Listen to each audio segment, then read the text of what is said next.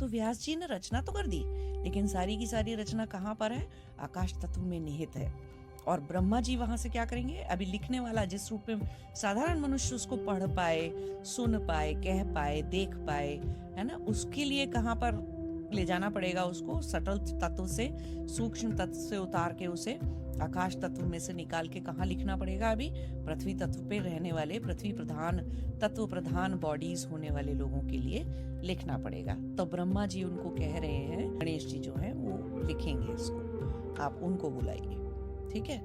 तो देखिए, काव्यों की रचना, मंत्रों की रचना, मंत्रों की चीजें, सब कुछ आकाश तत्व में निहित रह सकता है। और जब हम ऐसे ही हम बहुत सारे मंत्र सुन पाते हैं, जब हमको समाधि लगती है, मुझे भी जब समाधि लगी तो मैंने अपनी समाधि लगाने के लिए किसी मंत्र का जाप या इस्तेमाल नहीं किया था, प्रयोग नहीं किया था, लेकिन जब समाधि लग गई तब से लेकर आज तक भी कभी कभी कुछ मंत्र कहीं कहीं किसी और को देने होते हैं या कुछ करना होता है, तो मंत्र मुझे अपने आप ही सुनाई देते हैं। तो कहाँ से सुनाई देते हैं? कहीं तो वो कहे गए होंगे, किसी ऋषि मुनि की तपस्या से उत्पन्न हुए होंगे, कहीं तो किसी तरह से वो किसी ने उनको आकाश तत्व में शब्द में निहित किया होगा, उसकी रचना वहीं हुई होगी, सूक्ष्म रूप में ही रचना हुई होगी। तो सारी रचनाएं ऐसी नहीं होती कि जो है वो सिर्फ कागज पेपर पे लिख दो, पेन पेपर पे लिख दो या ताम्र पत्र पे लिख दो, क्योंकि आप किसी भी पेपर पे लिखोगे तो वो अगर कोई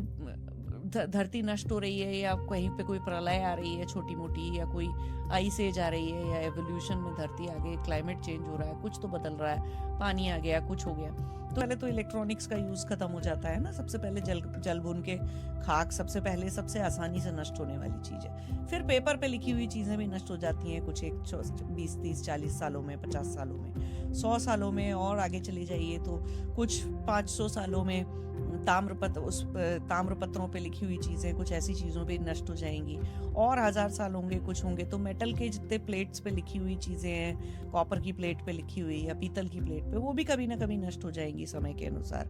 लेकिन आकाश तत्व में अगर कोई कुछ लिख गया है तो कोई ना कोई उसको अपनी समाधि से डाउनलोड करके, अपने योग की सिद्धियों से और अपनी चीजों से आकाश तत्व में लिखी हुई चीजों को डाउनलोड करके आपको बता सकता है, फिर से लिखा जा सकता है उस चीज को।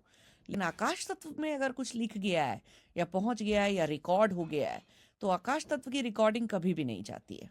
तो ये एक बहुत बड़ी समझने वाली बात है इस पहला ये जो आदि पर्व है महाभारत का, उससे।